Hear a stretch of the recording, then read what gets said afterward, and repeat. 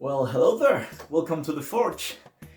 I know it's kind of poorly done, but I found this chroma in my house, and actually I wanted to try it out. And whatever excuse to find a real forge, then just go in there, right? So I hope this doesn't bother you. I think it's cool. And the reason I'm filming this is because I had a brilliant idea for a video. As you can see, I've come to my house this vacation this summer, and I found my first ever LARP sword, or soft combat sword, and it's everything you could expect from a first sword, right? It's this chunky piece of foam with a bit of tape over it, and I'm quite fan of it. Actually, I found it, I have it right here, and as you can see, as promised, this is the beginning of everyone who's played this sport, right? It's chunky, it has no shape, the point is pointless. the There's gaps in between each layer, the tape is falling apart. So I wanted to try a bit of a challenge. What if I remade this sword? And to make it a fair fight between me and myself, I decided to use the same things I had back then. So no fancy techniques, no fiberglass rod. I'm sticking to the cheapest foam I could find. I'm sticking to the same duct tape, and I'm trying to use the same techniques, but try to execute them better. So at the end of this video, I would like to see what's the difference between my first ever lap sword and the level I have right now. It's going to be super basic. It's going to be the same fundamental things I showed you in the past video of the making of a longsword. And no, I just hope you guys enjoy. Okay, as you can see, I have cleared the rod. The blade is away. There was only a few straps of duct tape holding it together, so not the safest thing ever. But I'm pleasantly surprised to find out that younger me knew that I had to protect the tip so it wouldn't cut the mat. And well, that's a good point. So now I'm focused on the design of the weapon, and I'm quite overthinking it. That's because I'm used to fiberglass rod, and it's way lighter. So what that means is that it's lighter on the wrist, because you can have a longer blade without the weight focusing on your wrist so much. So once we're designing a weapon for PVC, you have to take that in mind. So you will have to have a shorter blade just to feel it better. It's not a crazy deal. You could obviously wield this whole thing with one hand and have no problems. But if you want it to feel really good, you will want to have a more chopping, slicing weapon. Also, PVC is really good for weapons such as maces, axes that have the weight on the top. It feels the same, that it has that forward weight. But now that I know I'm going to do a sword, what am I going to do? So the first thing I'm going to do is I'm going to take the pipe and play around with it and instinctively look where it fits well, where it swings comfortably in my hand. Okay, so more or less it's around here. Okay, I can swing it around, flourish it a bit. It feels good. I have space for another hand. Perfect. So I'm taking a little bit of the blade just to gain that wrist control. Okay, so now we're going to make the blade, make the rest of the things. And now I know the measurements, so let's go. Okay, so here's the mat we're going to use. It's a quite thin mat, so we're going to use up to 6 layers. It's almost double the usual layers on a sword, but the most important thing is that it's safe. So once it's done, no problem. So I'm going to remind you of the best tip ever, and it's using paper to stop wasting time. Each one of these layers needs to have a point because it's the shape of the sword, and I wouldn't want to start drawing or taking measurements and doing the drawing again. Nothing of that. You just take a piece of paper, cut it at the length of the width of the blade, folding it half, and once you have the half, you draw the point. That's everything you have to do. Now you have half the point. You cut the folded paper, and once you unfold it, you have the point, and you can put it in each of the layers without making a mess, without wasting time. Use paper, guys. Easy and fast. Okay, guys, so we've begun the assembly of all the pieces. This is the centerpiece as you know it. It has a hole here in the middle, so the pipe can fit. And now I'm going to teach you guys one thing I would have liked to know when I was starting to do this thing, and it's how to apply contact cement.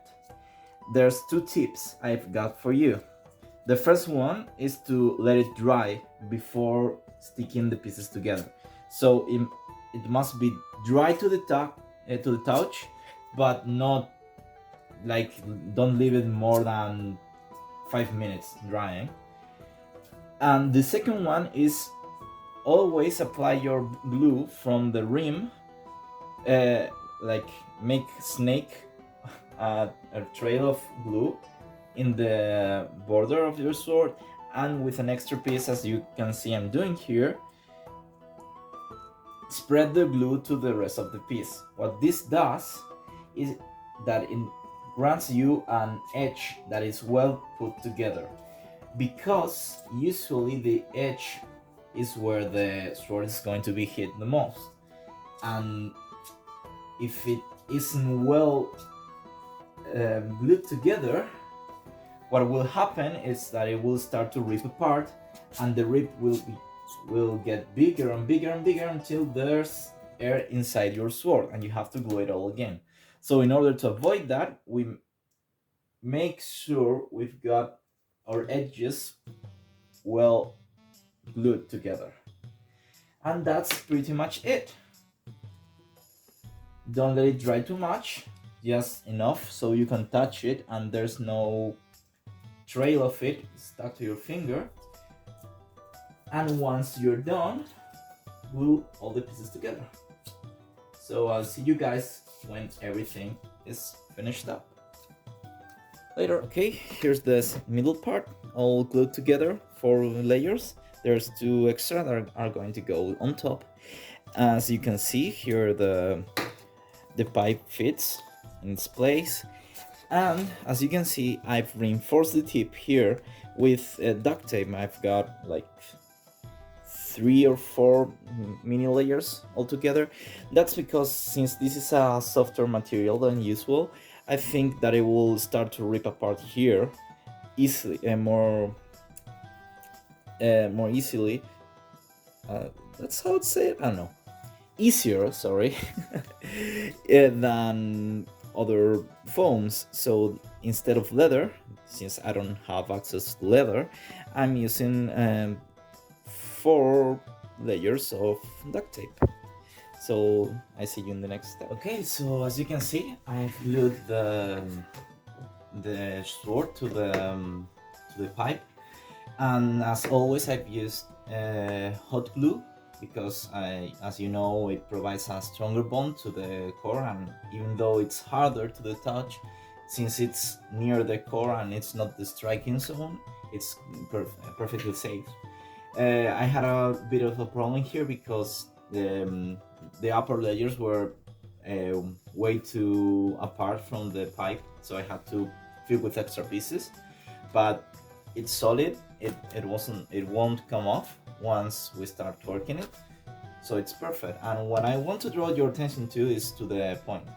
In other videos, I've said that we have to use leather to make a reinforcement for the tip, but not everyone has leather, obviously. So we can use a few layers of duct tape and we've got the same effect. Resistant material for torsion that will prevent the tip from ripping apart. So you don't have to waste your time or your money finding way more expensive materials for your project. Duct tape is good for this purpose too. If you have leather, it's better, yes, but it's not necessary. So in the next step, I'm going to glue the top parts, and after that we will sharpen the blade and then just put the duct tape over it, and that's pretty much it. Okay, so that's the whole blade made. Now we're going to make the finishing touches. So to make the edge, I'm not going to use as usually my Dremel. I'm just going to use a pair of kitchen scissors. That's because scissors are really good at cutting mats. Even better, there's people that recommend cutters. I really prefer the scissors for this job because it allows me to cut evenly throughout many layers in the same motion. While if you take a knife or a cutter, it will make irregular cuts all over the edge. So the main plan is to use scissors along the edge, and then if I need it, I will use sandpaper to even it out. But that's going the extra mile. So I'll show you the results. Well, as you can see, the edge is done, looking nice. It could be better, but we did it handmade. And I did lie. I ended up using a knife because the scissors are really great for the start. The first cut you make here, excellent. But once you start going here in the middle of the blade, it's a pain in the ass. So I started using the knife there because I already had the started cut. And once I had the general shape down, I took my sandpaper, finished it up, and now it's time for using the duct tape and finishing touches. So pretty nice. Okay, so here's the guard of the blade. As you can see, it's a pretty small one. It's made of a bunch of ellipses like this one, and it's small because when you can guarantee the strength of your piece, the smaller it is, the less likely it is for it to break. So if you don't have good materials or even enough knowledge to make a good guard, just make it small. Now I'm going to take some paper, I'm going to smooth it out, give it a better shape, and I'll show you guys.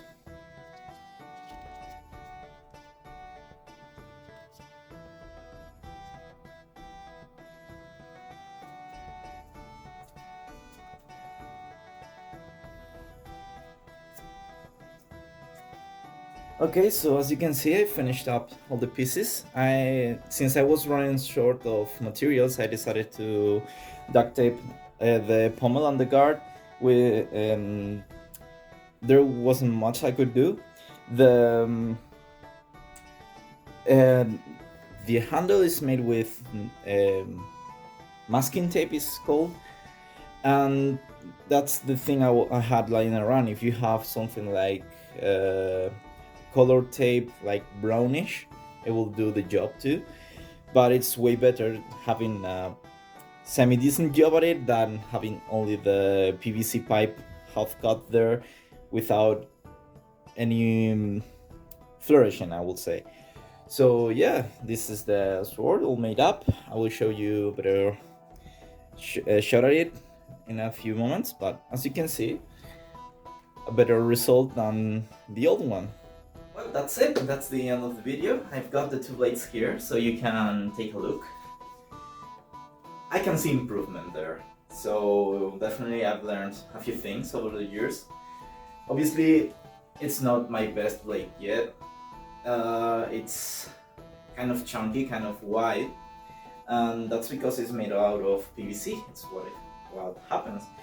Still, the message of this video is that you should enjoy making swords. Never stop doing it. You can see improvement. Even not only in making swords, even in fighting, in dueling, you never stop to reflect on yourself, and you always start thinking, I'm not doing better. I have to make it to improve. What am I doing wrong?